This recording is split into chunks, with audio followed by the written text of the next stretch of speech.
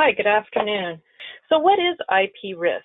So IP risk is the risk taken on by a company of infringing others' intellectual property. So the purpose of this talk is really to go through patent and trademark risk. So patent risk in particular is a big risk to market entry in the life sciences field. So what are some examples of IP risk? So one example is patent and trademark litigation. That's an obvious example, obviously. And so patent litigation can, result in lawsuits with settlements of over $1 million, often upwards of $10 million. So there's a lot of expense involved, and obviously you want to avoid litigation at all costs. So another example is an inability to sell a product because of blocking patents.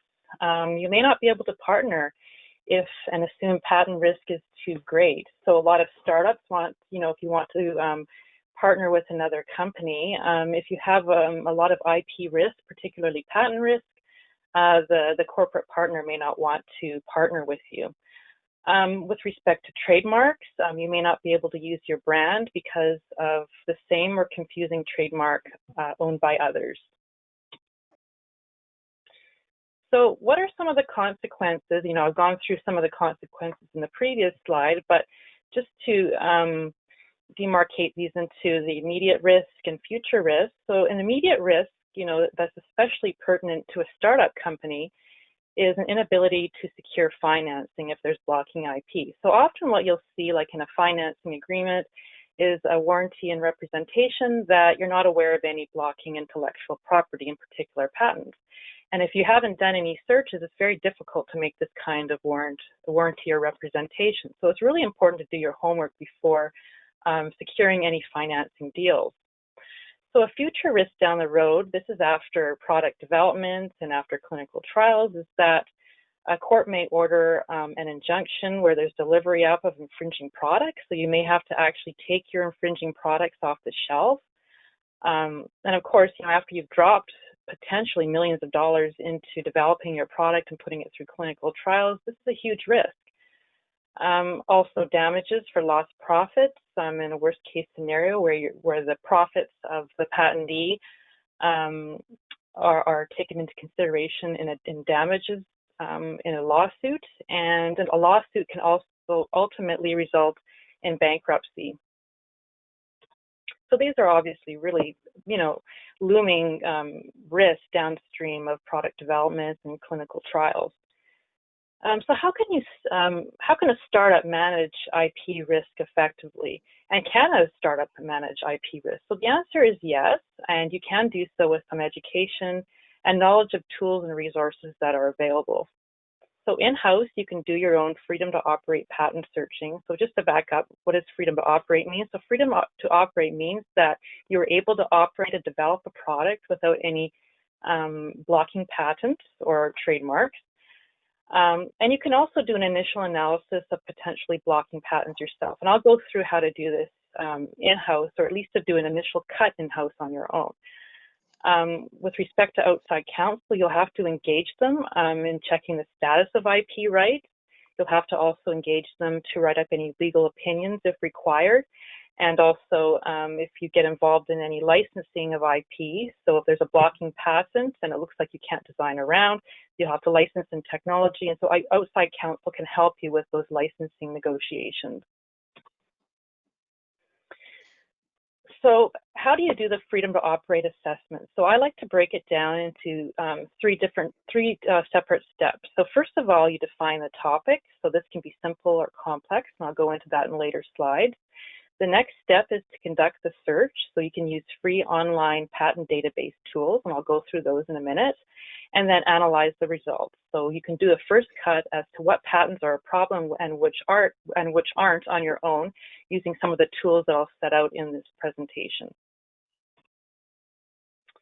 So defining the topic. So if you're just doing an initial sort of lay of the land search just to see what's out there, to see if there's any obvious freedom to operate patent risk, then you can just do a simple search. For instance, if you want to formulate a drug, the first thing you should do is see if the drug is off patent or not.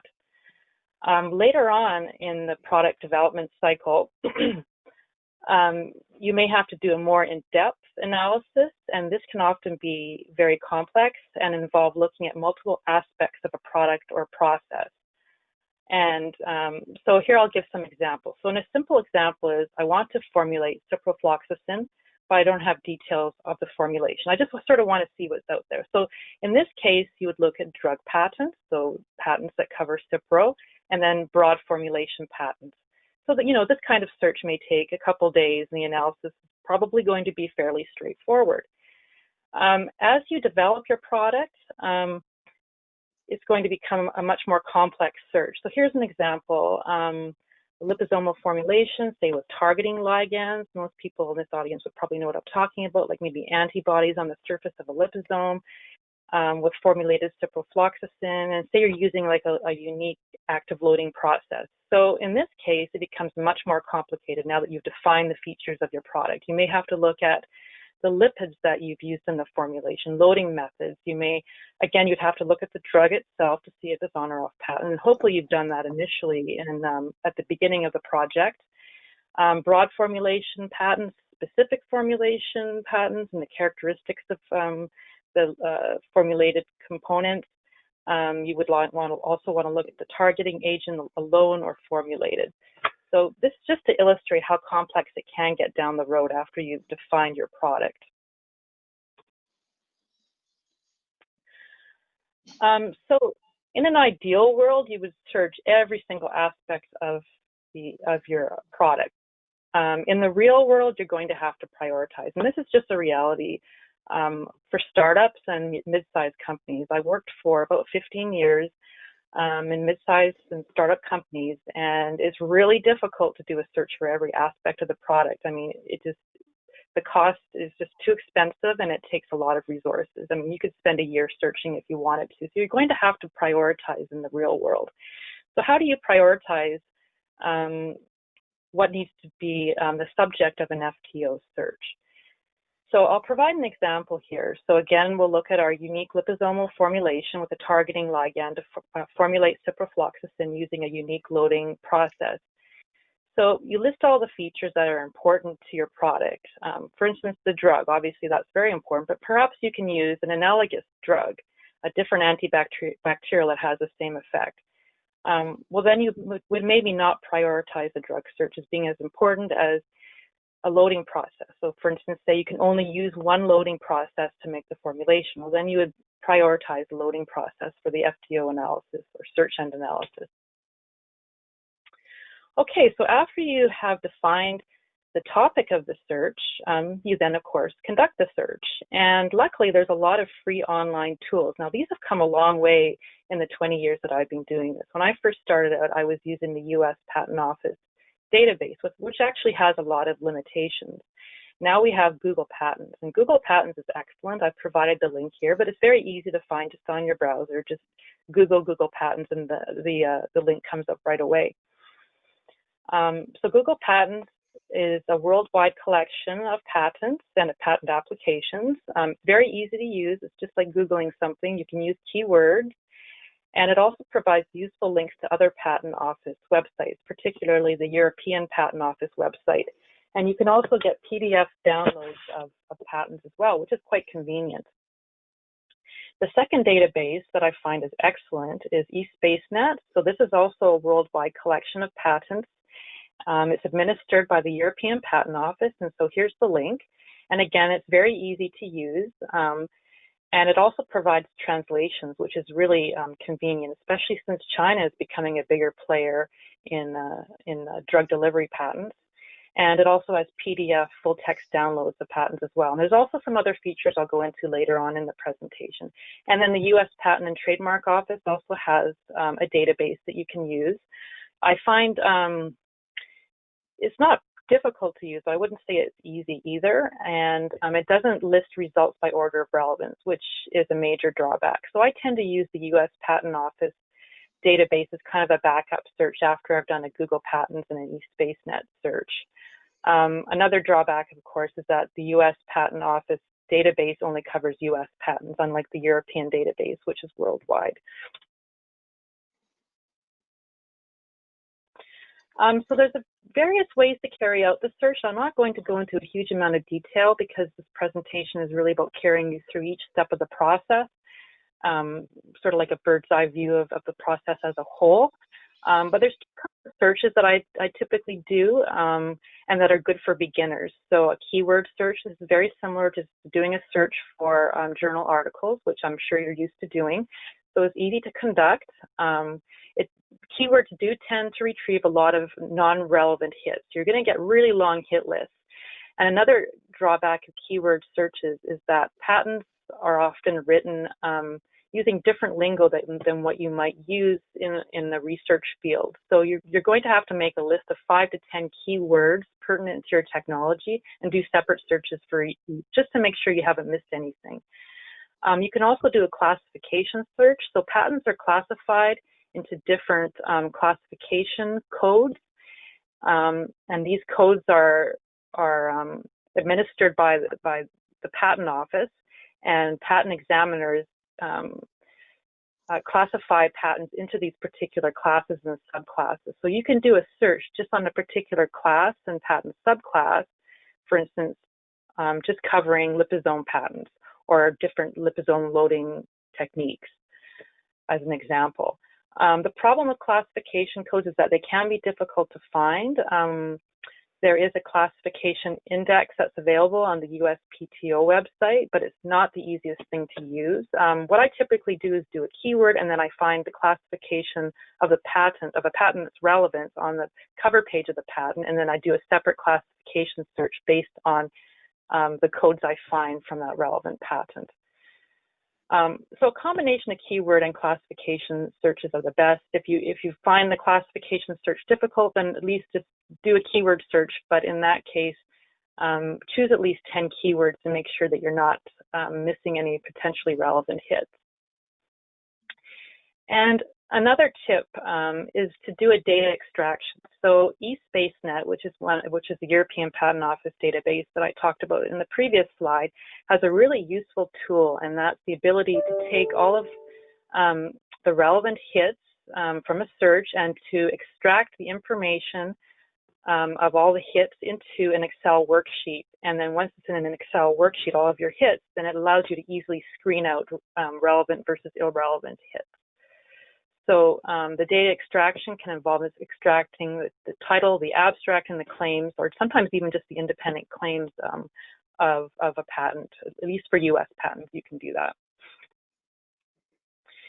So the next step after the search is analyzing the results. So hopefully you're able to call out, 90% of what was on your hit list, and then do a further analysis of your sublist of the most potentially relevant patents.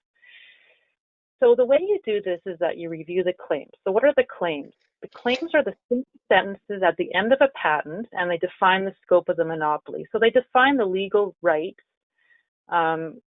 described in technical terms using sort of technical and legal terminology that sort of fence off what the patentee owns.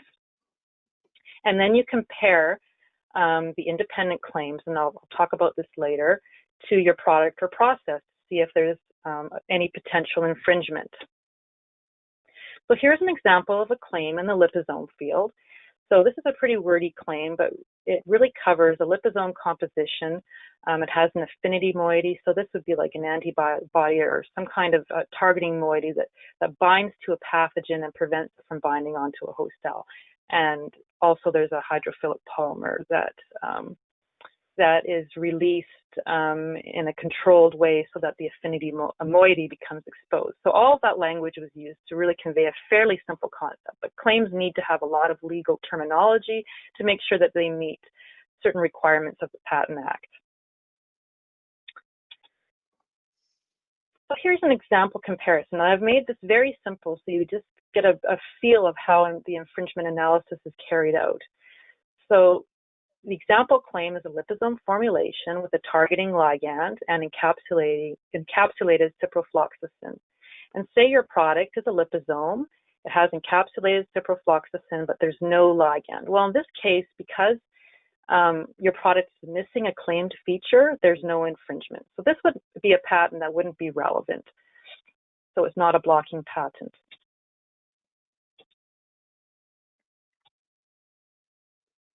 So here's an example. It's the same claim, so liposome formulation targeting ligand encapsulated Cipro.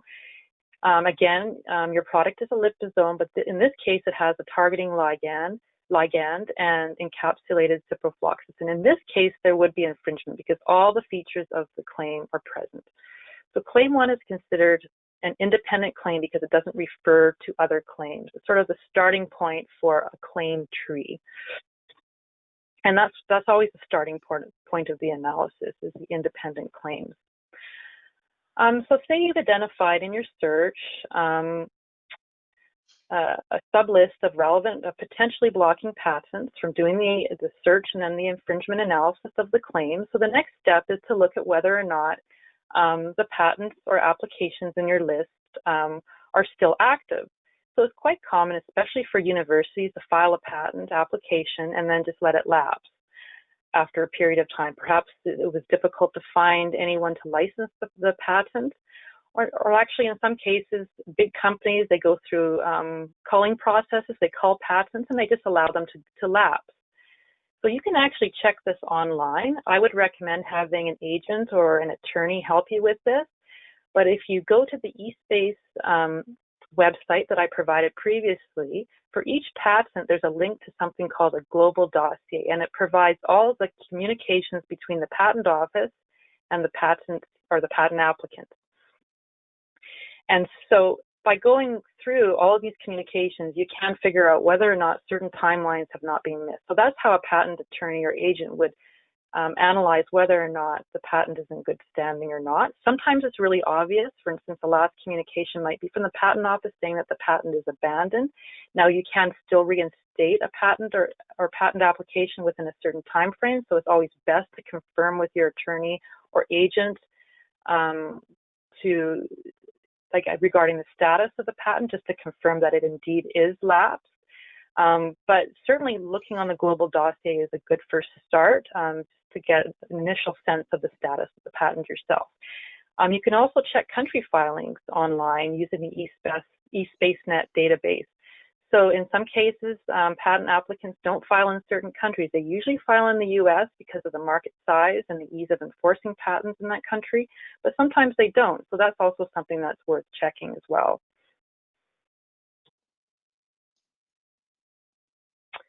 So say you have identified blocking patents, you're pretty sure that there is a pretty high infringement risk. You've assessed whether or not the patents or applications are in good standing, and you've determined that they are. You've checked with your attorney on the status.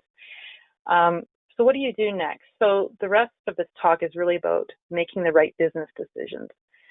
So the first step is, if there is a blocking patent, you ask yourself, can I design around it easily? So design around really means, can I alter my product or process so I can circumvent the patent?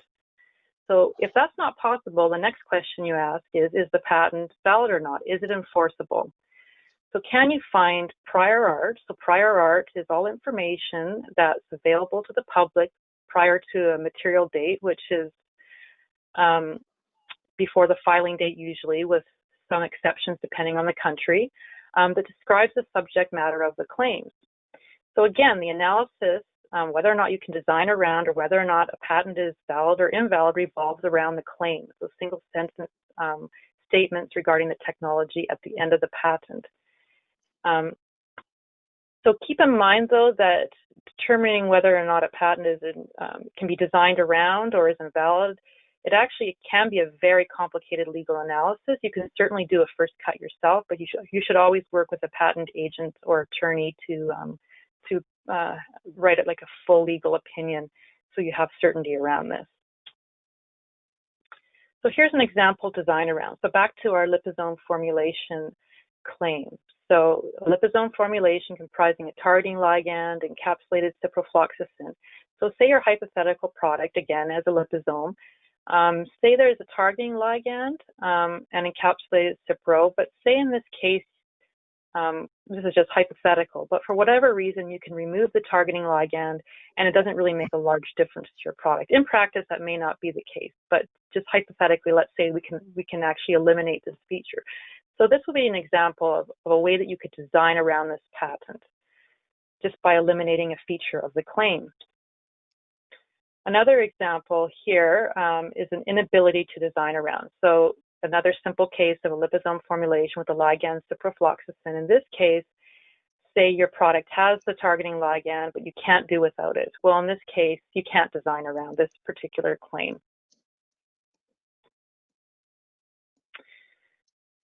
Okay, so if you can't design around a patent claim, the next thing you do is assess the validity of the patent claim.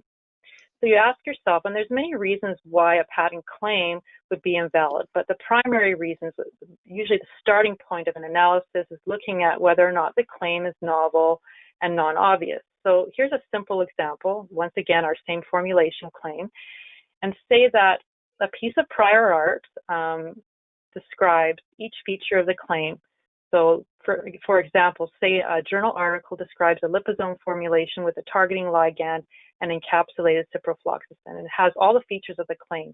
That means the claim is not novel in view of the prior art, and so that the claim is not enforceable, and a non-enforceable claim cannot be infringed. So in this case, you would obtain an invalidity opinion from outside counsel.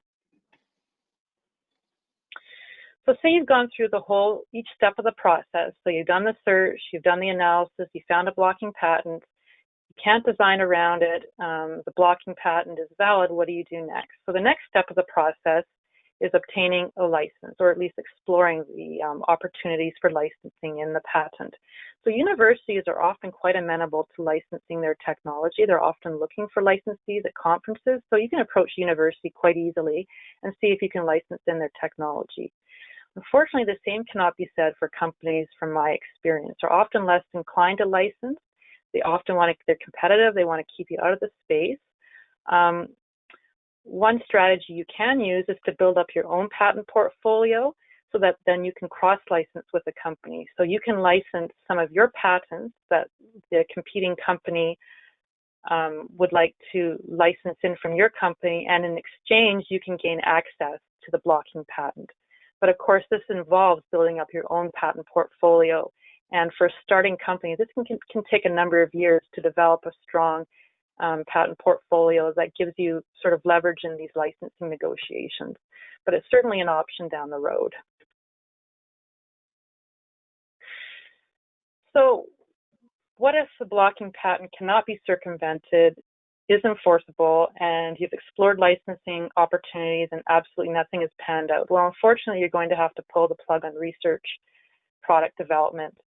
So this, if you get down to this stage where there's just no options left, it does highlight the importance of doing your own due diligence early so you never get to this stage. So doing an FTO risk analysis at the outset of a research and development project and all through the product development cycle, so that you make sure that there's no risk, so you'd never have to pull the plug on a research program, or at least be able to design around early on in the product development cycle. So I've been working with NMIN on an interactive online tool to help startup companies navigate through the complexities of patent infringement risk. So essentially, everything I've gone through in this presentation will be summarized in an easy-to-follow flow sheet. And then there's also going to be an interactive decision tree, so where you're able to start the process from the inquiry stage all the way to a freedom to operate analysis, step by step, walking through each step of the process. So I think this tool is really exciting, and we're going to be rolling it out probably within the next couple months, but we'll certainly keep you posted. And I just wanted to round off the talk with some tips and tricks for managing the process. So I often am asked, what can I do in-house to save costs, and what are things I can outsource to outside counsel that I really can't do in-house? So in-house, you can do patent searching. So if you're a startup company, you can use the online search tools. If you're a company ready to hire people, you could hire a co-op student to do patent searching. Sometimes patent searching is covered under IRAP programs, so you could hire someone and then have their salary at least supplemented by IRAP. And if you hire, there's a lot of people who are looking into getting into intellectual property, particularly patents. And so this is a great in for someone who's a recent graduate in the area. In-house, you can also do a first cut on what's relevant using some of the tools I've outlined in this talk, and you can also explore licensing opportunities when you go to conferences. Things you should outsource to legal counsel are reviewing patents, like a detailed review of patents for relevance. You should always have opinion work done by outside counsel. So an opinion is a very detailed legal analysis of patent claims and determining whether or not there's infringement of the claims.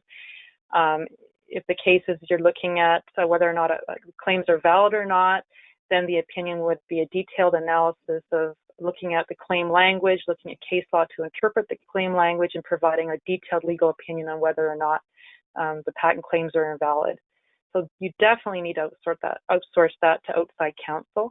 And then obviously writing and negotiation of licensing agreements should be outsourced to outside counsel as well. Another practical tip around freedom to operate, you have to keep in mind that internal emails and other written communications are not privileged. So this just means that during the discovery phase of an infringement suit, internal emails, because they're not privileged, they can be part of discovery and they can be presented during court proceedings. So it's very important to keep emails to a minimum since they can be subject to discovery, and this is particularly important for U.S. patent infringement because you could be liable for triple damages if it's later found that you've made statements regarding infringement and that you've knowingly infringed on a patent. So there's triple damages for knowing infringement.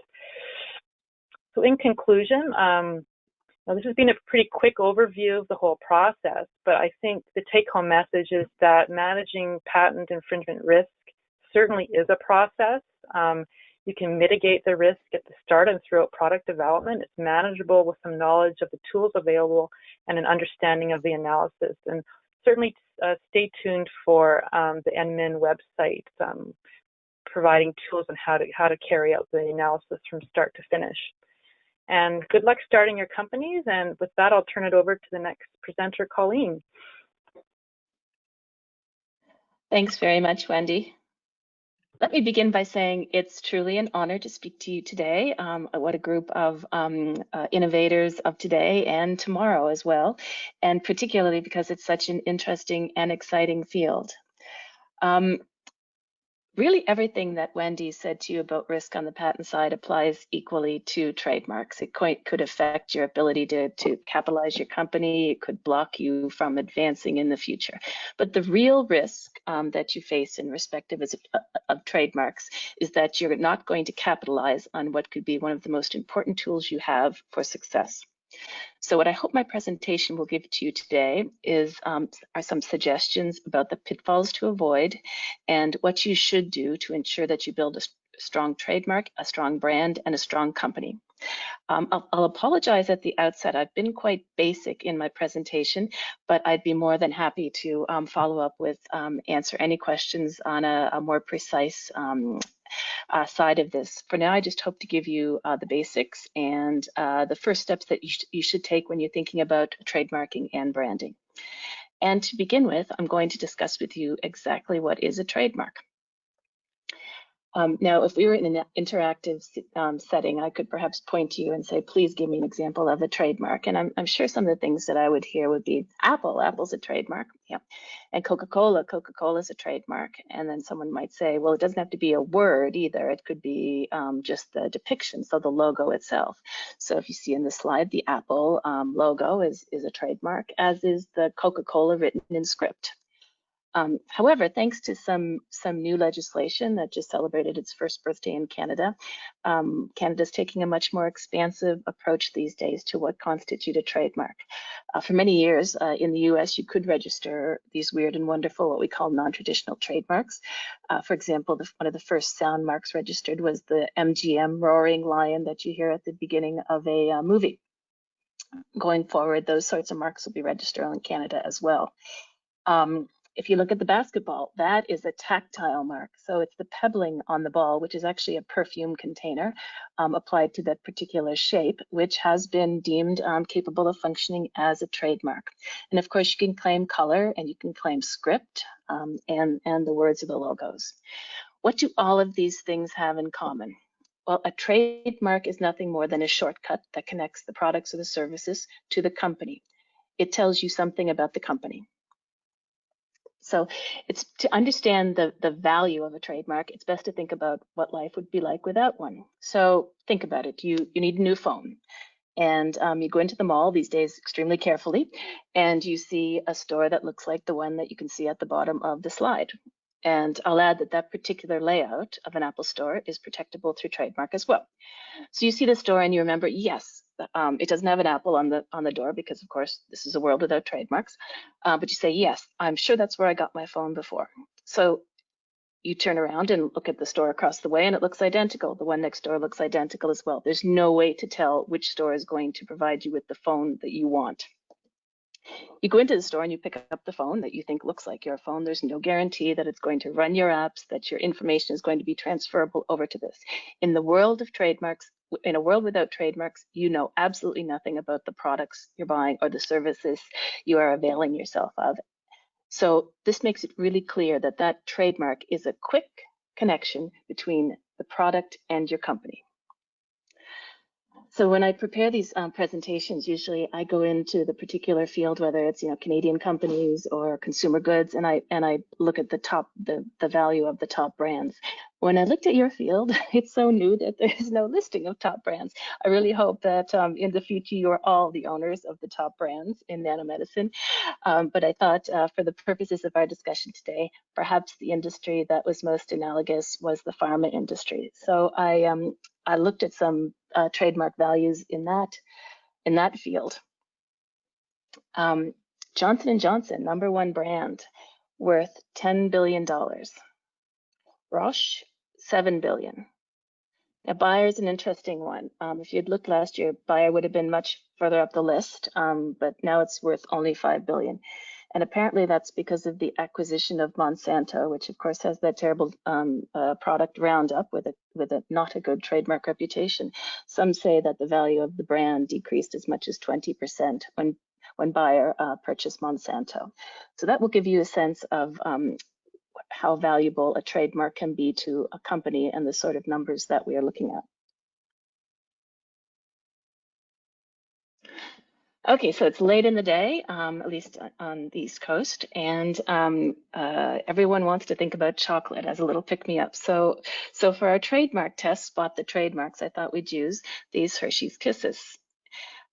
Just to make it clear to you that trademarks come in many shapes and sizes. Okay, so first of all, Hershey's. Hershey's is the name of the company, which can function as the trademark perfectly well. It's often known as the house mark. Okay, so that's the first one.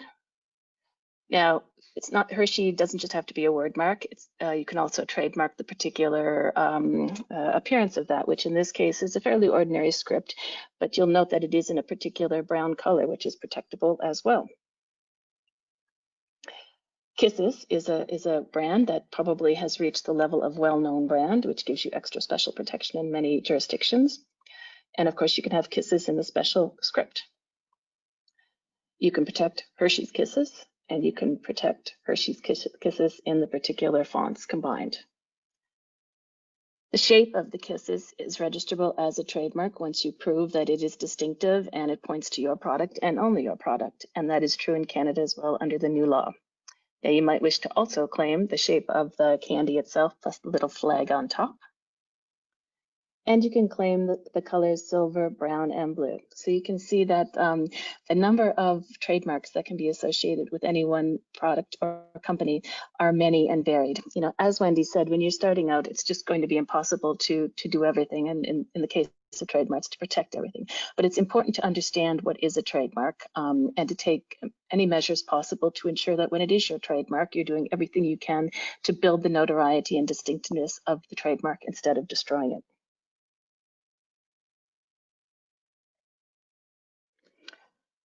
Okay, again, turning to the pharma field, I don't have much experience in the nanomedicines field, but I do have quite a lot in the pharmaceutical field. So I thought I would think about how this particular genre is unique, and to offer you what guidance I can going forward based on the experiences of that industry. Well, first of all, anyone in the healthcare field has to be super careful about trademarks. It's not just picking up the wrong phone and not having your apps load. The consequences of a mistake in trademarks in the health field can be dire.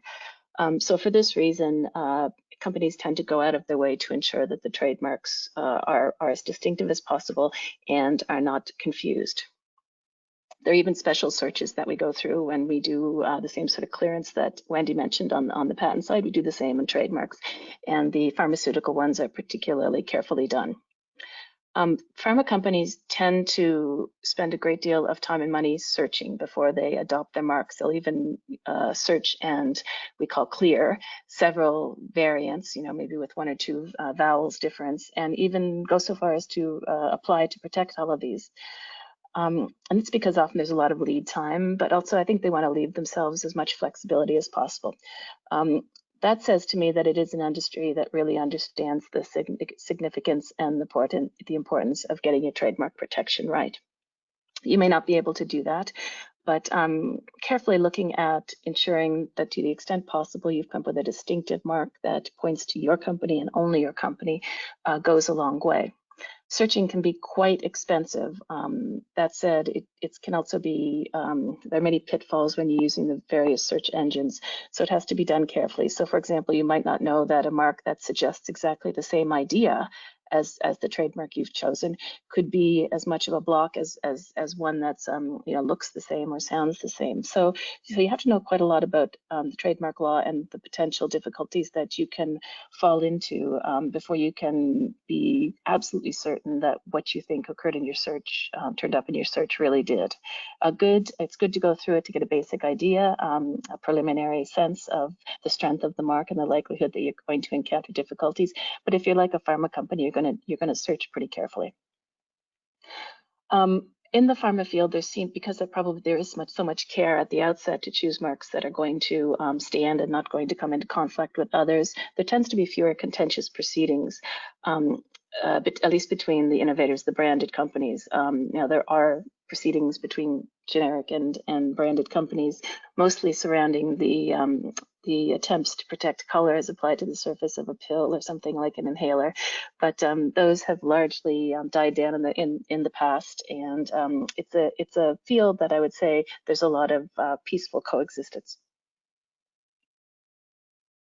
The other thing that the pharma industry comes up against occasionally, particularly when they are trying to protect something a little innovative, is objections to functionality. So that's the blood collection tube that you see on the slide relates to a US case where Becton Dickinson tried to protect the cap on that tube on the basis it was distinctive and it was held to be functional. There might not have been anything else like it in the field, but because there were only so many ways that cap could be formulated, the USPTO, Patent and Trademark Office, felt that they were not deserving of a trademark registration for that. Okay, so you know the basics. You've reached the point in the life of your company that it's time to choose a trademark. And when I mentioned risks, one of the risks is letting this happen to you instead of taking control and making it happen. Somewhere along the line, as soon as you commercialize, the company's going to get named and the product's going to get named. Take control of that to make sure you get the good one. Just don't go with what people have been calling into the lab or calling it informally. Distinctiveness is key. If you think of distinctiveness as a spectrum, on one end you have the descriptive or the generic marks, and on the other end of the spectrum, and you can see at the bottom, I have that spectrum and some examples, are going to be completely fanciful marks.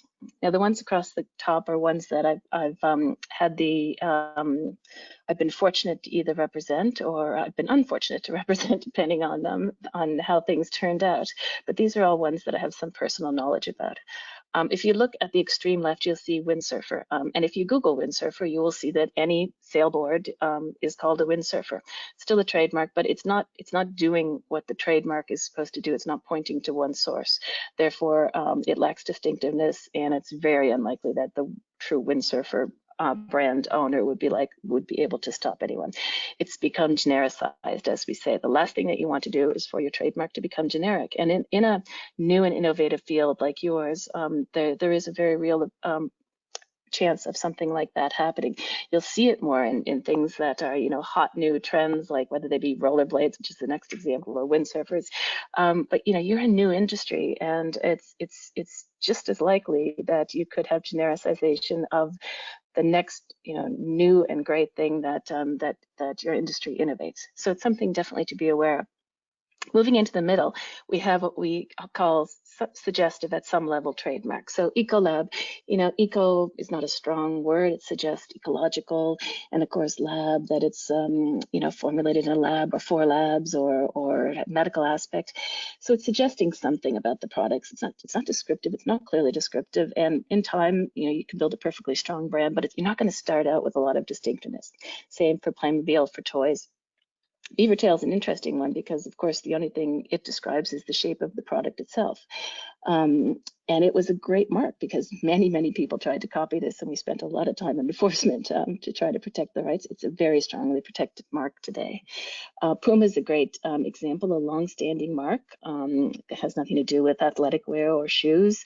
So it's a strong mark, lots of inherent distinctiveness, and a lot of policing of the mark because there are a lot of cats in the field. So while Puma is protected and well enforced, you also have to think about the fact that what it suggests is a cat. The logo itself is a leaping cat. Therefore, anyone using a cat in the field has to be, you have to consider whether there's going to be true scope for confusion. Honda, I understand, is a surname, but of course in North America it's meaningless, and it's a mark that's just become so strong that it almost has a life of its own. Very little enforcement because no one dares to come too close to it. Mattamy is a great example. Maybe some of you live in a Mattamy home. It's not a brand that's been in use forever. It's not even one that everyone's aware of. But as I was doing the work for this company, I realized as I was doing searches or enforcement, every time I looked at it, I just had all the tools I needed to ensure that this company had everything that it possibly could in terms of trademark rights. And that's because it's totally fanciful. It comes from the first name of the owner's two children, Matthew and Amy. Put it together, it's got a nice sound, and there's nothing like it out there at all. And it suggests absolutely nothing about the business of building houses. A good, strong mark and a trademark attorney's dream. Now, if I look at the into the pharma field again, you can see on the low end of the spectrum, Johnson & Johnson. That's because it's a name. It's going to describe a name. No one has the right to use a name. And at the beginning, had someone in the same field tried to use Johnson, I'm sure they would have been permitted. It's only because over time you acquire distinctiveness that Johnson & Johnson has become a valuable and defendable brand. NutriLab's probably a good example of my warning about don't let trademarks happen to you, make the trademarks happen, because I'm sure someone just said, oh yeah, well, it's in the field of nutrition and we're labs, so we're going to call it NutriLab. Bad idea. It's because you're starting from zero when it comes to distinctiveness, and you're going to have to claw your way up before you can stop anyone else from adopting a really similar mark. If you have the ability to select the mark, and many of you should, go to the other end of the spectrum. Go to something like Actelion that has nothing to do with the product or the service itself. And also stay away with, I know advanced sounds great. It's got a catchy look, but it's still laudatory. It suggests something positive about the product, and that's not great from a trademark perspective. Okay, so you've decided on a trademark. What do you do now?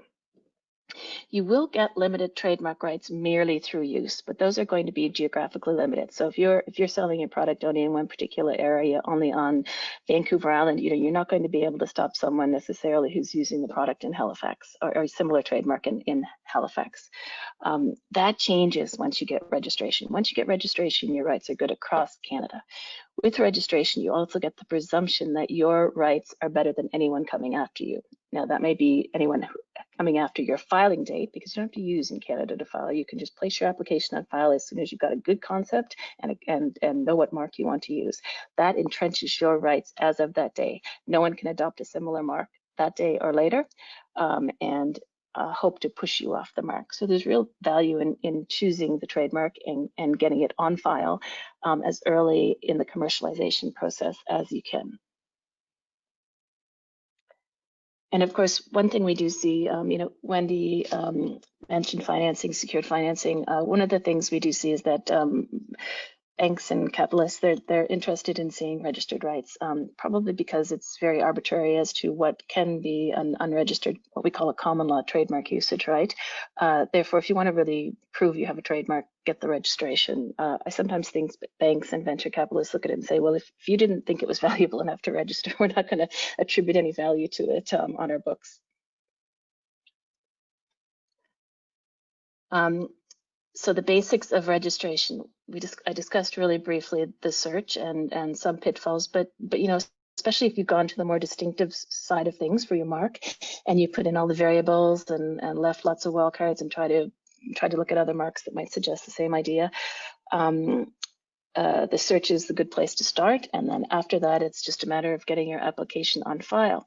That's a simplified process under that law that just changed last year. You really only need three things. You need the mark. You have to decide whether you're going to protect of course, the word mark, which is the strongest protection you can get because it allows you to use various scripts and fonts and colors. But maybe there's something about the color of fonts that is important to protect as well. So the first decision is, what mark are you going to protect? The second issue is, who's the owner? And the owner should always be the one the entity, the legal entity, whether it's a person or a company, that controls the character and quality of the goods or services. If the mark is in the name of anyone else, you're going to find yourself in dire straits down the road, including complete loss of trademark rights, and that could even be 10 years down the road. So, these things might seem very simple at the start, but they're things that you definitely want to get right. Also in Canada, we specify goods and services. And classify. There are implications for going outside a class. You incur a class fee both at the time of application and on renewal. So sometimes it can be prudent to limit the number of classes, but once you are within a class, so let's say medical devices, it's good to protect a variety of different things that might be just a little bit outside of your commercial area in the interest of perhaps covering off something that your company might grow into and develop in the future. Another really big issue I see with Canadian startups is filing strategies in terms of where to protect. A lot of people think if they could just protect in one spot and they're good for anything that they do. Now, unfortunately, trademarks are very much national creatures, so you're going to have to protect nationally anywhere that you are, have commercial trade. The one exception to that really is Europe, where you can get a European trademark that covers many countries. We also have, thanks to this new law, a very useful tool called the Madrid Protocol. Using this tool, you do get registrations in each country, but there's central filing, and that means all you've done is basically done an end run around the professionals in other countries like me and filed directly into the offices. So you do have to use those professionals if you run into any kind of difficulties, but in some systems where there's very limited substantive examination, in Canada and US, we have lots of substantive examination. The mark's looked at quite carefully before it's determined whether it's registrable. But other countries like France, it's really just a registry system and it's a stamp. And you spend all your money on enforcement instead. But in a country like France, using the Madrid Protocol is an effective and very inexpensive way to get your rights on file. So the Madrid Protocol can be an extremely useful tool and is something that you consider once your company is of a size that you are selling products outside Canada. One of my major pieces of advice is to say that you have to understand at least the general idiosyncrasies of major jurisdictions when you're planning. Madrid Protocol is not going to work for everyone, and filing into individual countries nationally is not going to work for everyone. If there's anything in trademark law that's worth paying good money for, it's to get this strategy right as to where you file. There are so many examples of companies having spent a fortune to get no rights, and other instances where companies have had to be, out of necessity, extremely frugal, but managed to obtain quite solid protection in the jurisdictions that are important to them. Budgeting is really important, and a good trademark lawyer is going to help you get that right. So where to protect? Yeah, if you're selling product into or offering services into a company, you really should protect. If you don't, there's some countries where it doesn't matter. You're not going to accrue rights through use at all. So China, for example, if someone gets to the register first with your mark, they've got it, and it can be really difficult to move them off it. There were huge problems in that country and there still are to some extent, but they've really cleaned that up. What is called trademark squatting, where someone would just grab a mark and then hold it for ransom. But you know, if you haven't placed your application on file in the countries where you're selling goods or services, you really are operating at risk.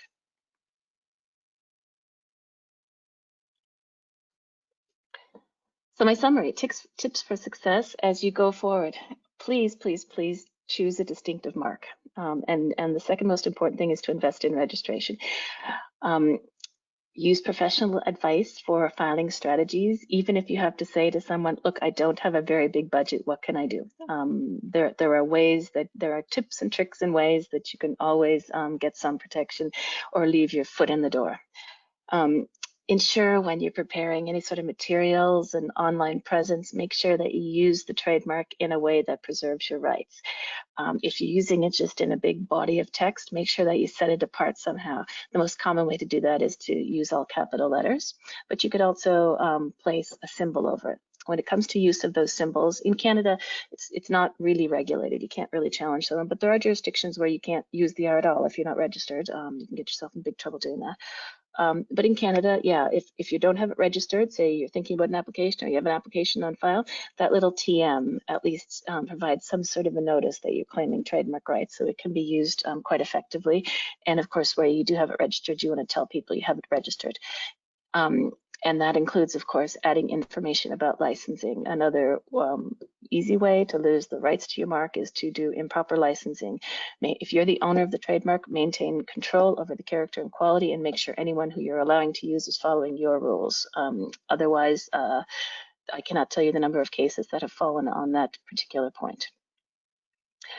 Always use, when possible, a descriptor. So to avoid genericization, and Band-Aid's another good example of where that happened, aspirin another, Band-Aid, bandage. So don't you say, hand me a Band-Aid. That's using it as a generic term. Hand me a Band-Aid bandage.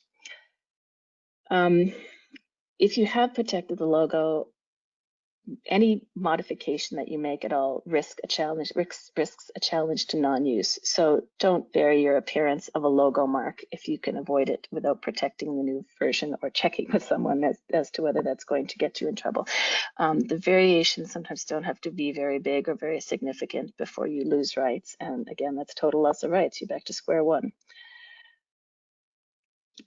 Also, monitor and ensure that you know what your close competitors are doing in terms of the adoption of marks.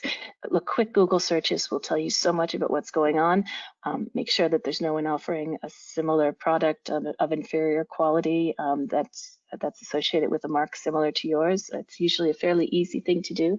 And again, it just ensures that you preserve not just your trademark, but what that shortcut is telling people about your company. Thank you very much for your attention today. And as I said, if you have any questions at all about more detailed aspects of trademark protection, please follow up with me. So I'm really pleased at this point in the webinar to open up the floor to questions from today's attendees.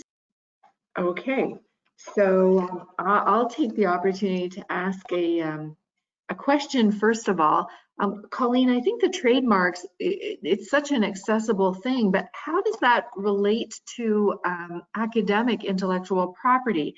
If we have a patent, are there examples where having a trademark on a patentable technology adds value to that technology going forward as it maybe gets licensed into another company, or it becomes part of a company that's built around that technology? So what are the real advantages from the researcher's perspective or a trainee that discovers and patents something?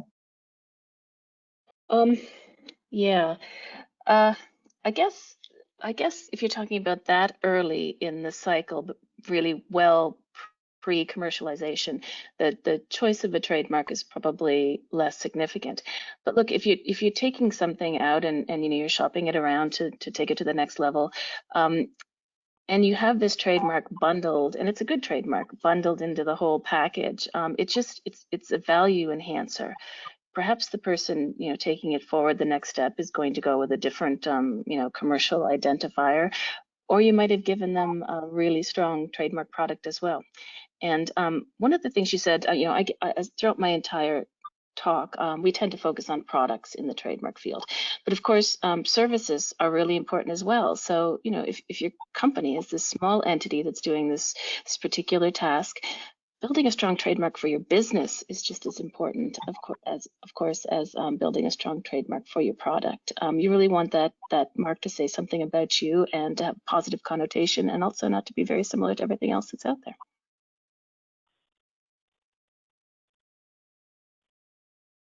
All right, thank you very much, Coleen. That's terrific. And Wendy, in terms of some of the most serious gaps in and sort of risks to academics in this area, what are some of the most sort of egregious actions that you've seen in your practice that were avoidable, but sometimes just people don't perceive the importance of those particular steps that are laid out in your decision tree? What kind of things do we have to be really conscious of when we're in the academic environment? I think from my experience, a lot of academics will launch a research program without, you know, ever doing a prior art search or looking at whether or not there's blocking patents. And so just doing that search early on can really eliminate any surprises down the road. So I've been in situations, mostly working in-house, where, you know, where scientists didn't come forward and request a patent clearance search, and then, you know, 2 or 3 years down the road, they developed a new method for isolating a particular component of a stream that was used in an engineering process. So it was a way of taking out an inhibitor for a particular enzyme, and another company held the IP rights on that. And, you know, so it's probably something that could have been easily designed around early on, but because of that, we had to spend, you know, a lot of money on outside counsel opinions, and you know, at the end of the day, it could have been avoided just by, you know, if the scientists had approached us early on to get a you know, a process clearance, like IP clearance. So, you know, it's hard for me to give really specific examples, you know, because I have to make sure, you know, these things are kept confidential. But you know, I can't help but, you know, overstress the need just to make sure that you have freedom to operate, you know, early on in the product development cycle, just to avoid surprises down the road. Right. I think that's a really important takeaway message for the investigators, is that I think it's twofold. You need to be very certain you have freedom to operate, but also in moving into these fields, often we as academics, we don't know what we don't know. And so all these little tricks around, you know, comparing and contrasting, well, it has this feature, mine has a different feature, and does or doesn't that qualify as distinctiveness from existing patents? And so, you know, a number of those strategies that you laid out in terms of swapping, sort of sharing patent licensing rights and things like that are all speaking to, I think, the depth of experience that the two of you would have, that it really is valuable to seek that professional advice at an early stage to save both time, money, and barriers down the road. So it's very, very helpful. Marshall, do you have any questions from the audience? Yes, at this point we have a number of written questions. Perfect, go ahead. All right, I'll read them out in turn, and a blanket apology for any names I might mispronounce. So the first question I have is directed to Wendy in particular. It's from Lennart Borman, who asks, can you elaborate on the difference between a patent application and a patent? Yeah, certainly. I probably should have covered that in the talk. So that's really important to enough freedom to operate analysis. So a patent application hasn't actually issued yet. So a patent is only enforceable once it issued. issues. So the first step of the process when you're applying for a patent right is you file a patent application at the patent office. And after you filed the patent application, it usually takes 2 to 3 years for it to be examined. So that involves a patent examiner reviewing the claims to determine whether or not they meet legal requirements. And a patent application publishes at 18 months from filing. And I often find that researchers, they see a patent application, they read the claims, and they think, oh, this is an issued patent. They don't really distinguish between an application and an issued patent. So what often happens is the claims that are published in a patent application, they get significantly narrowed after publication and issuance. So the rights are much different from publication to issuance. So it's really important when you're doing an FTO analysis to look at the claims of an issued patent.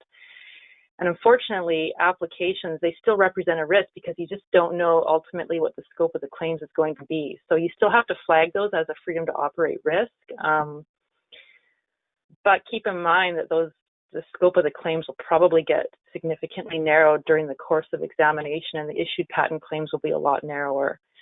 So in practice, if a client comes to me with an application they think is problematic, the first thing I do is I check the status to see if it's issued, and then I look at the issued claims. If it's not issued yet and the claims are really broad, then we do a search to see if the claims are so broad that they're covered already by prior art, and thus, you know, they could never issue. So that's how we deal with infringement risk for patent applications. So that was a good question, because that certainly comes into play during FTO analyses. Great, thank you. The next question comes from Jan Hendricks, who asks or states, you only mentioned free patent search solutions.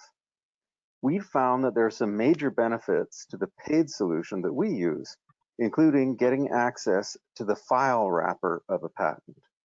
After all, often you'll be looking to compete with patents that are filed but not granted yet. If you see the file wrapper, you have a way to estimate the chances of the competing application getting granted. It strongly enables your risk assessment. So that's not a question, but it's a comment, and maybe you'd like to respond. I can comment on that because you can actually get the file wrappers for free online.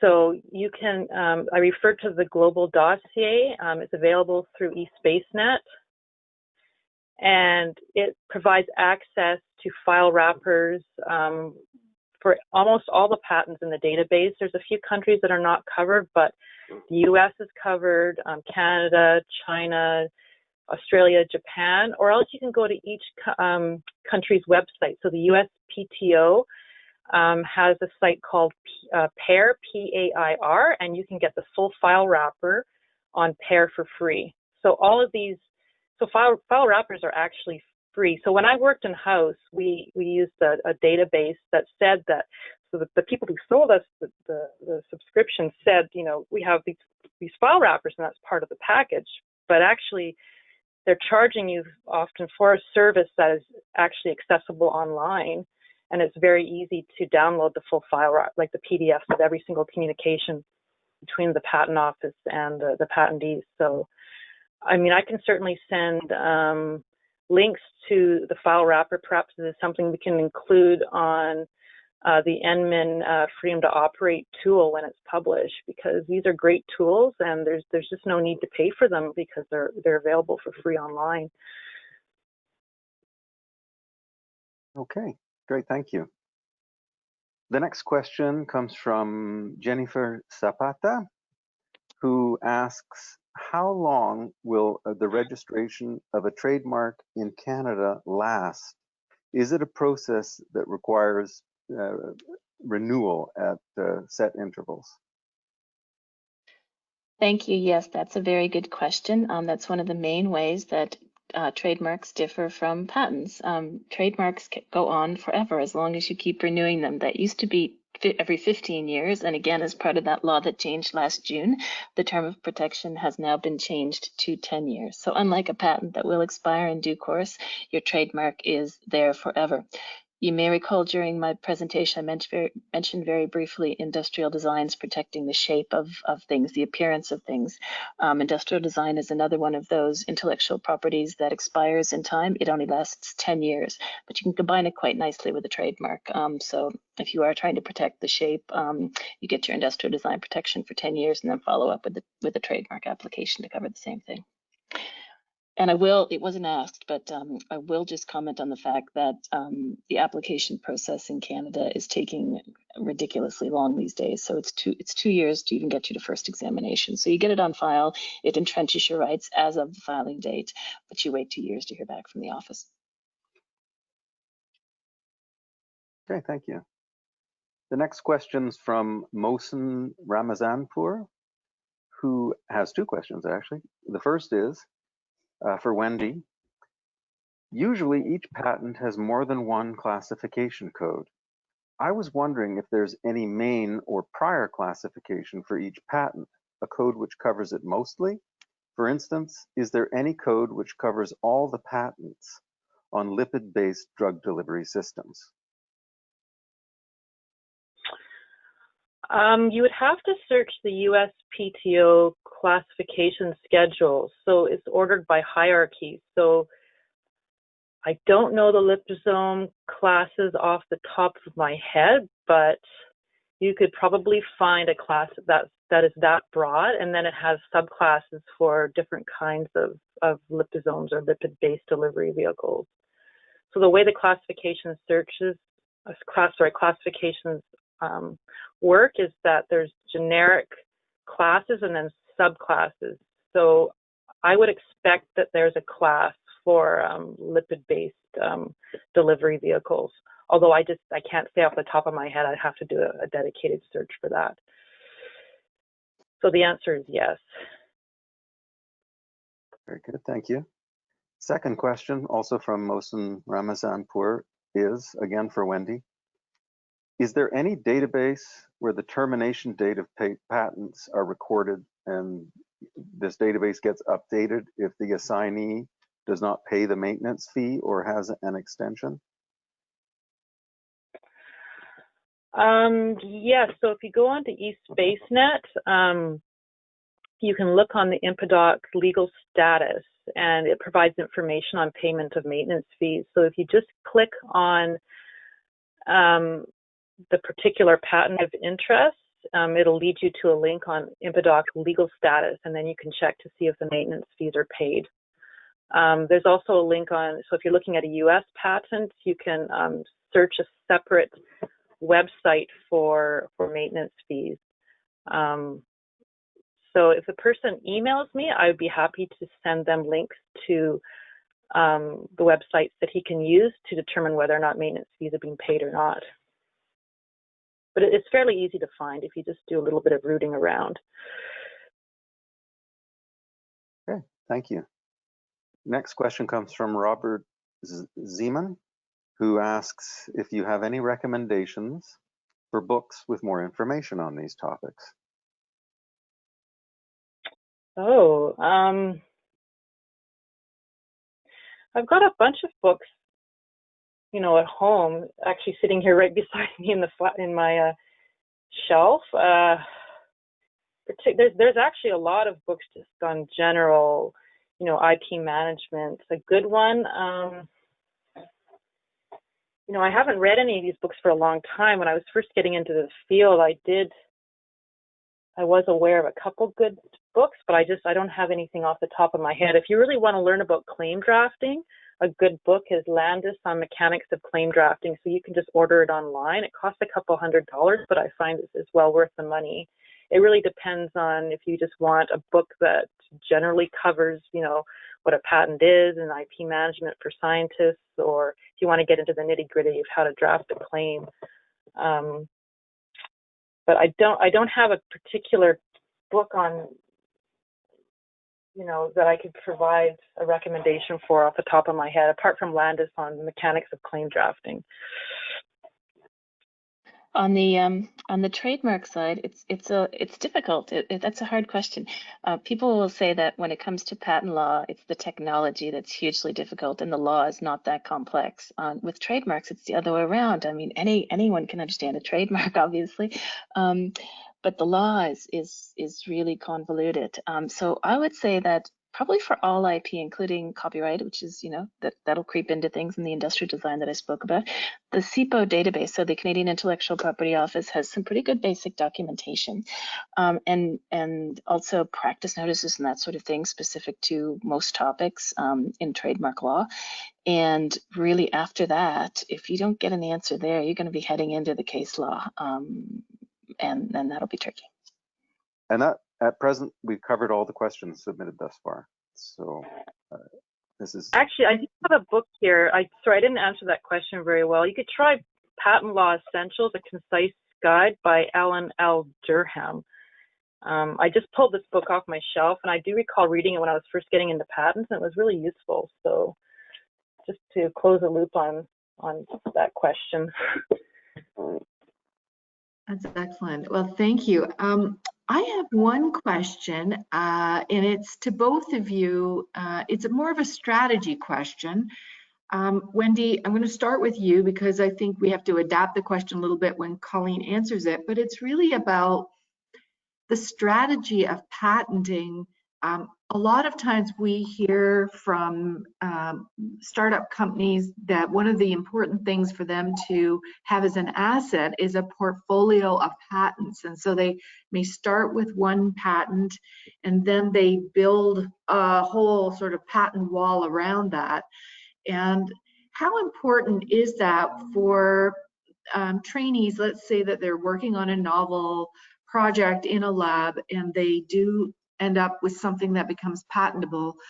What are the benefits from your perspective, and what's the time frame? Is this something that, you know, there's a real strategy of patent and put your application in and then update that patent and put some other patents in and build a sort of ring fence around your original technology? Is that really important as a mechanism to facilitate a commercial opportunity? Yeah, definitely. So building up a patent portfolio is really important for getting financing. It's important, you know, if you want to increase opportunities for cross-licensing, so you have access to other companies' patent rights, particularly if they have a blocking patent that you want access to. I always recommend, in terms of strategy, to file early.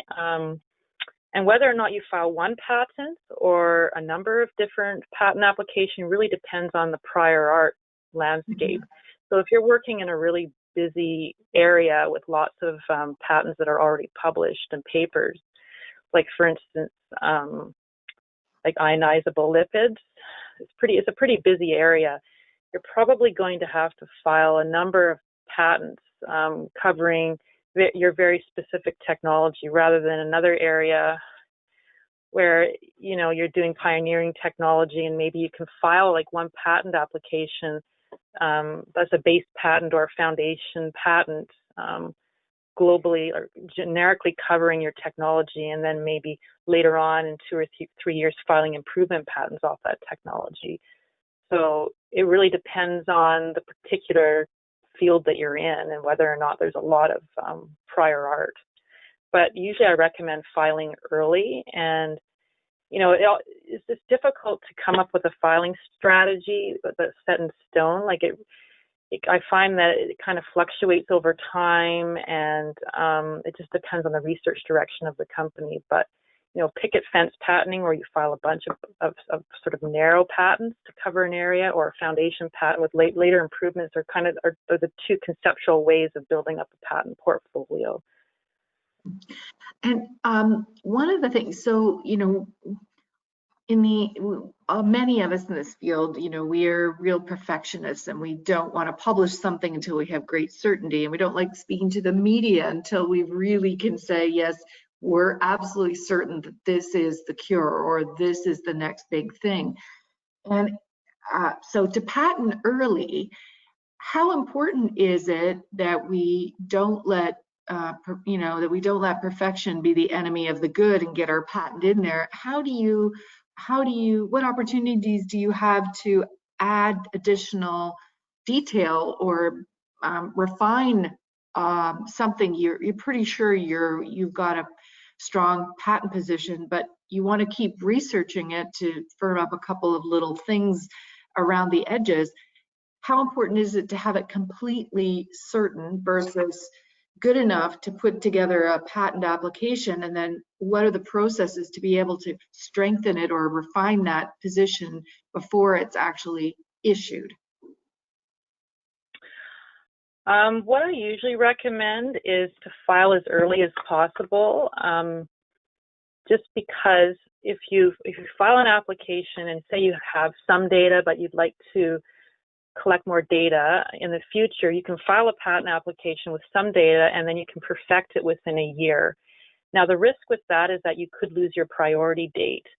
And if you lose your priority date, and if there's a publication between the priority date and the full filing, in some countries that can be damaging. But in Canada and the US, well, actually I have to say, if the prior art is your own, then you have a 1-year grace period. So that prior art won't be damaging anyway.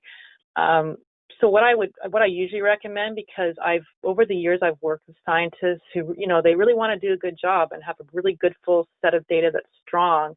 I kind of urge them to be a little bit more on the aggressive side and file early, because I've been in situations where we've waited and then someone else has filed a patent ahead of us and it's published, and then, you know, we're in a situation and then we'll look at the patent and it's a very thin, you know, patent with very few examples, very little data, but yet they filed earlier and they have priority rights. Now, having said that, they could lose a priority date if they have, it's kind of a complicated topic, unfortunately, because you really have to look at whether or not the claims are supported at the priority date.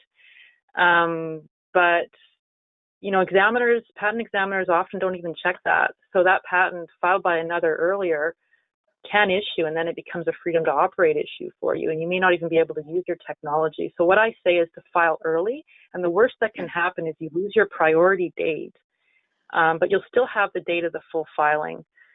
Right. So the only risk is that you'll lose it, but you won't lose the whole patent. It's not like like a claim or the whole patent will be invalidated later in court for lack of data. It's just you'll lose the priority date. So as long as you're in a position where you can refile within a year after filing a provisional and have adequate data at that point, I usually tell clients to go ahead as early as possible, just to prevent others from patenting ahead of them. But yeah, I understand, like, most scientists really want to make sure that they have all their ducks in a row before they file, and, you know, they're perfectionists, and, you know, that kind of makes sense. But in the patent field, it does make sense to be strategic and to file early. Well, that's excellent. Thank you for clarifying that. Now, Coleen, with the trademark, it's a different set of circumstances. Are there any strategies for trademark around, you know, I don't know, is there any related strategy with trademarks? I mean, if you go in, you've given us a lot of tips for having a very, very strong sort of trademark on all those different features that you described of a trademark. But is there any strategy around registering other trademarks that are similar but different to, like, really protect the kind of concept you have, even if you don't use those trademarks? Do people sort of bank similar but different trademarks and then just have them? Is there any strategy there? Yeah, that's the Hershey example where, you know, it's the kisses, it's the combination. So, you know, very successful companies will have hundreds of trademarks to cover a particular product and different, you know, manifestations. But I was really struck, I thought it was a good question. What I was struck with was how different patent and trademarks are. You know, scientists I can understand that, perfectionists, it would take forever before they would disclose this and be ready to, but they're terrible at choosing trademarks. They really are. If they put probably one millionth of the effort into choosing the trademark and coming up with something distinctive that they put into their research, they probably have the strongest brands on the face of the earth. But it seems like my clients who are scientists go for the easy and descriptive, and maybe it is because they want something that is descriptive, options. So I would say that the strategy is to, as I said through my presentation, go with something that's distinctive. And it's not the same kind of financial output to entrench your rights, make them good against everyone. If you can't afford the $600 that I would charge to file and help you file an application, it's going to cost you the $330 covering one class to file it yourself at CPO. You're not going to hear from the office in 2 years. That gives your company a little bit more time to grow.